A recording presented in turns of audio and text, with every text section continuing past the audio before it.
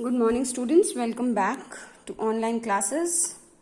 We were doing unit 2, that is environment, and in the first section A, that is a poem, we studied about the brook, a wonderful poem by Lord Alfred Tennyson, and in this he told us the beauty of the brook, how the journey of the brook, and he metaphorically compares the journey of the brook with the life of a human being, that how we should learn lessons from the brook, that it never stops, it never ceases, and it keeps on going whatever the problems it faces in life, but it still keeps moving and moving until it reaches its destination, that is meeting the river. So the brook teaches us a lesson, and a wonderful poem about nature, environment. Then we did the section B, that's Ranikhet's Gift by Rudrani Ghosh. In this section, we studied about a wonderful day which she has described with so many beautiful phrases, adjectives, and words to describe one rainy day in the city of Ranikhet, in a town called Ranikhet. Ranikhet is in Uttarakhand. So in the second section, we studied about the beautiful place. Now in third section, we will be studying about Tippitty, the flying squirrel. It's a story about a flying squirrel. It's a squirrel, as you know, they are the rodents. Rodents are the animals who are small and who have 4 feet, and they run very fast, like rats, mouse, guinea pig, chipmunk, hamster. All these are rodents. So we will study about a flying squirrel whose name is Tippitty, and this section is written by Charles H. Donald, and this extract has been taken from his book Companions Feathered, Furred and Scales. Now Charles H. Donald is a well-known naturalist. Naturalist means who keeps talking about nature. In Companions Feathered, Furred and Scaled, published in 1920, he describes the various wild pets acquired by him and his wife during their jungle camping trips. So in this chapter, we will study that how he took Tippitty as his pet, and what was she like, what were her habits, what she liked to do, what was her temperament, and how did she meet her end, did she die in the end. But let's first do an activity. Squirrels belong to the rodent family. Rodents are small 4-footed animals with strong sharp front teeth, which they use for gnawing. It's gnawing nahi. G is silent, gnawing and nibbling. Gnawing and nibbling means tearing and eating. Rearrange these group of letters to find the names of some rodents. Like this, you have to do it yourself. Okay? So let's start reading. To know Tippitty was to love her. Now the writer starts telling about Tippitty, that if you know Tippitty, you will immediately fall in love with her. And I had known her for very long, and he and Tippitty had been together for many years. Tippitty, I must tell you, was not a naughty little girl. Tippitty was not the name of a girl with a penchant for climbing up certain curtain poles. Penchant means habit, strong liking. She was not a little girl who was in a habit, who liked to climb up the curtain poles, but a little rodent. But she was a little rodent, commonly called a flying squirrel.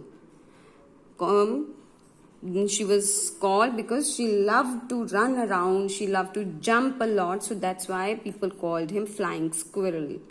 She was always flying as if she loved to jump from one place to another, one thing to another. So she was always, they found him always in the midair. So that's why she was called Flying Squirrel, the large red flying squirrel, and must on no account be mistaken for the flying fox.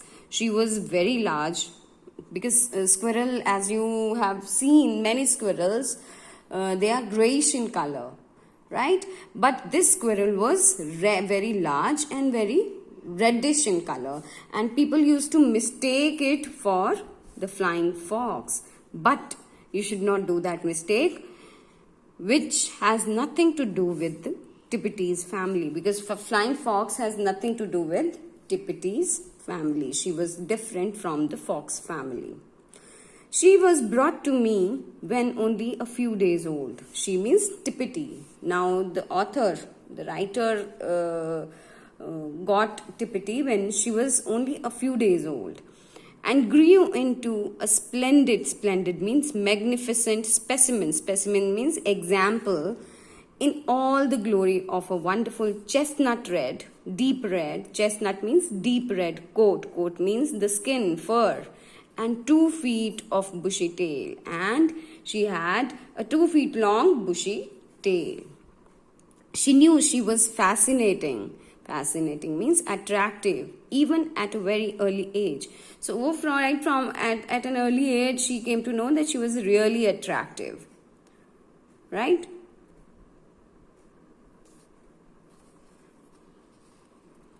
Nothing delighted her more than to show off her lovely tail. So, and she felt happy. Delighted means made her happy. And the things which made her most happy was to show off her lovely tail. She was a show off. She wanted to show off.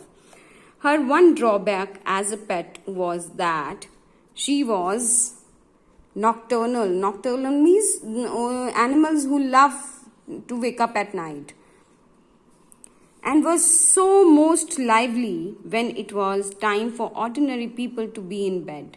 So at the time when ordinary people used to go to bed, like 10 o'clock, 11 o'clock, at that time Tippitty used to be most active.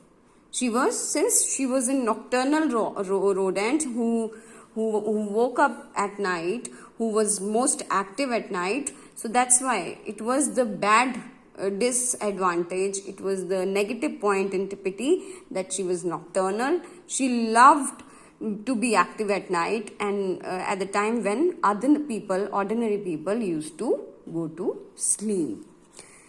She lived in a little box with 2 partitions. There are 2 parts in that box. The inner one, her bedroom, was fitted with a little nest of feathers and cotton wool, and a tiny door led from it into the bigger sitting room. And the bigger room was sitting room, or you can say the dining room, where she also dined. Dined means ate his dinner, ate her breakfast and all that.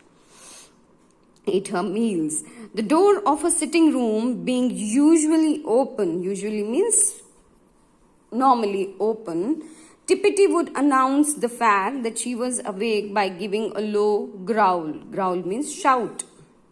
And issuing from there means from her sitting room, from her dining room, in a succession. Succession means continuous of long and not very graceful jumps. And she would jump in her room to announce that she was awake. She would make her way to the nearest table, there indulge in a tremendous means long stretch, extending her forelegs means front legs to the full in front of her, and her hind means back legs, as far as they could go behind her. Now, after waking up, and she would announce her waking up with a low growl, and then she would jump in the sitting room. After jumping, making 2-3 jumps in the sitting room, she would come out of her box and she would go to a nearest table. She would jump on the nearest table, and on the table she would have a long stretch. She would stretch herself, the front legs going in front of her and the back legs going at the back. She would stretch as far as she can do. So, her head would first rest on the right foot and then on the left. Her tail making circles in the air in the meantime. In the meantime means while she's doing all the stretching exercises, her tail would do what her tail would used to do? Go in circular motion. After her stretch would come her toilet, about which she was most particular. She was most particular to go to toilet every day in the morning. Every day after waking up, after having a long stretch, the first thing she did was going to toilet. Tippitty would sit erect means straight, and carefully get to work with both her little hands. Beginning with the tip of her nose, she would gradually means slowly work over the whole of her face and head. Now she would scratch all over her beginning from her nose, covering the whole face and then the whole head. The tail would be the last, but by no means her least care, and she would take care of her tail very carefully.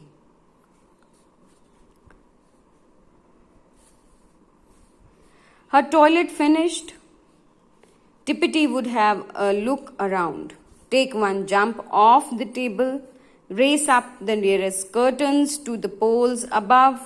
There she would sit, her tail coiled means circled around her neck, and those great big black eyes of hers looking solemnly means seriously down, and sooner or later she would leap means jump right across the room onto my shoulder. And there, from sitting on that curtain pole, she would look around the room and she would find out where the author was, and in one jump she would be on his shoulder. Dawn, a field spaniel. Spaniel is a type of dog. And Broke, a large shaggy Tibetan sheepdog. Another dog were Tippitty's best friends, and Dawn and Broke were her best friends. Broke's great bushy tail offered means gave Tippitty much amusement as well as shelter in time of danger. For Tippitty knew friend from foe. Foe means enemy, and she was that means she could tell the difference between a friend and an enemy. And the approach of a stranger was a signal for her to make use of Broke's tail as hiding place. And whenever she sensed some danger around her, or she was a stranger was near them, she would hide herself in the bushy tail of the dog Broke. Her behavior was not always that of a well-brought-up young lady. And the truth obliges me to admit that during meals, she was not ladylike. Her behavior was not at all ladylike. Like ladies are supposed to be very well-mannered, cultured, sophisticated, but she was not at all like that. She was very naughty, she was mischievous, she was careless squirrel. And especially during meal times, it was advisable to keep her tied at one end of the table. So here the author is himself advising to keep her tied at the end of the table. I had already said she had a lovely tail, but its beauty was sometimes marred. Marred means spoiled after passing through the soup. And so was the taste of the soup. So what she used to do at the time of dinner, if you keep her untied, if you let her jumping on the table, because she had a bushy tail, so that bushy tail would go into the soup or the vegetables or the other things which are kept on the table for them to eat during dinner. So all the beauty of a tail would be spoiled, and that would also spoil the taste of the soup also. So that's why the author had to tie her up during mealtime, during dinner time. Her own dinner consisted of milk and occasionally custard. So custard puddings she used to love as much as any schoolboy. So just like you people, you love custard, you love puddings, you love sweets. Same way, Tippitty also loved sweet custard puddings.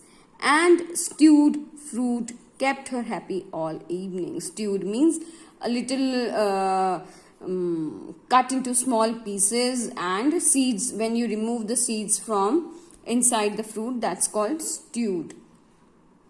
The hardest hill, walnut, was child's play to her sharp teeth.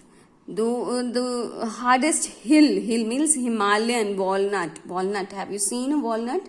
It's the outer shell is the hardest one. You can't break open a walnut very easily.